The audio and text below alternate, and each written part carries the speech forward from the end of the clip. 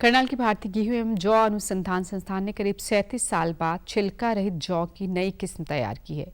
इस किस्म की रोटी, पूड़ी, दलिया तो स्वादिष्ट हो गई, साथ ही इसमें कई औषधीय गुण भी होंगे जो मधुमेह, कोलेस्ट्रॉल, हृदय और लीवर के रोग से निदान में फायदेमंद साबित होंगे। साथ ही इसके सेवन से गुर्दे में पथरी बनने की संभावना भी कम रहेगी। छिलका रहित जौ की इस किस्म के सभी परीक्षण सफल रहे हैं। देश में 1989 में छिलका रहित जौ की एक किस्म आई थी, उसके बाद अब इस नई किस्म को वैज्ञानिकों ने तैयार किया है।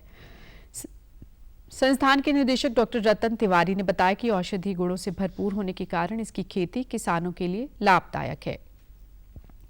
इसके अलावा बाजार में इसका दाम भी ज्यादा मिलता है। धीरे धीरे लोग इसके बारे में सजग हो रहे हैं क्योंकि इसका सेवन स्वास्थ्य से जुड़ा है। उन्होंने कहा कि वैज्ञानिक शोधों से पता चला है कि जौ का वीटा ग्लूकोन आंत के घाव को भरता है और कई रोगों से रक्षा करता है।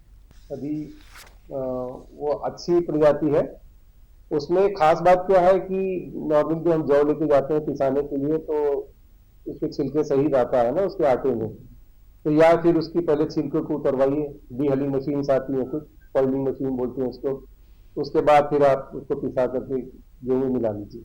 लेकिन इसका फायदा ये है कि इसमें कोई छिलका नहीं है, तो आप सीधे इसको गेहूं के साथ पिसा सकते हैं। और धीरे धीरे लोग सजग भी हो रहे हैं इसके बारे में, क्योंकि स्वास्थ्य से रिलेटेड है ये। तो उसको अगर गेहूं के आटे में मिला के आप खाते हैं तो निश्चित रूप से, जैसे शुगर के पेशेंट्स होते हैं या कुछ और दिक्कतें हैं जिनको कॉन्स्टिपेशन वगैरह रहता है, उनके लिए थोड़ा फायदेमंद है इस तरह की बातें। रफेज होता है ना उसके अंदर थोड़ा सा। प्रधान वैज्ञानिक डॉक्टर अनिल कुमार ने बताया कि छिलका रहित जौ की इस नई किस्म में बीटा ग्लूकोन 6 से 8% है, तो वही प्रोटीन की मात्रा 12% से ज्यादा है, जबकि ग्लूटेन गेहूं से आधा है। आयरन और जिंक भी ज्यादा है। ये अब तक सभी रिलीज गेहूं और जौ की किस्मों में सर्वाधिक है। इस नई किस्म को हरियाणा, पंजाब, पश्चिमी उत्तर प्रदेश और राजस्थान के लिए रिलीज किया गया है।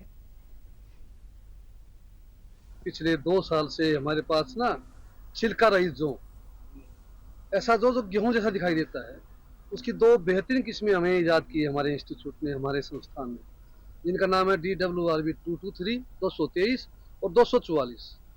ये दोनों किस्में बहुत ही बेहतरीन किस्में हैं।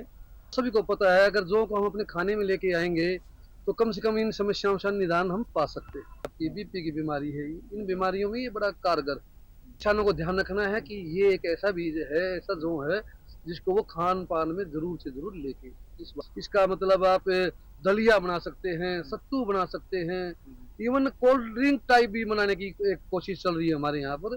तो जो रेडी टू ड्रिंक होती है, तो सहज काम चला हुआ है और अच्छे अच्छे प्रोडक्ट बनेंगे। बिस्किट बना सकते हैं।